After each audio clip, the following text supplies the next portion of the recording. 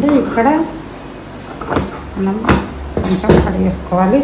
అది ఎందుకనేది అయితే ఇప్పుడు చెప్తాను చూడండి. ఇప్పుడు ఇది మనకి ఇట్లా సమానం పట్టుకొని ఉంటుంది కదా, ఇక్కడ కడిగేసుకోవడం వల్ల ఇట్లా ఉంటుంది. లేకపోతే ఉన్నంత పెడితే మాత్రం ఇట్లా వస్తుంది. అందుకోసమని ఈ చిన్న చిన్న టిప్స్ ఫాలో అయితే ఈజీగా జాకెట్ కటింగ్ నేర్చుకోవచ్చు, కుట్టుకోవచ్చు. 10 రూపాయలు ఇంటి కోసం సంపాదించుకునే వాళ్ళు ఎవరైనా కూడా మన వీడియోస్ అయితే ఫాలో అవ్వండి. నేను నేర్చుకున్నది ఏంటి అని మీకైతే చెప్తాను. ఈ వీడియో అయితే ఇంతేనండి. Thank you.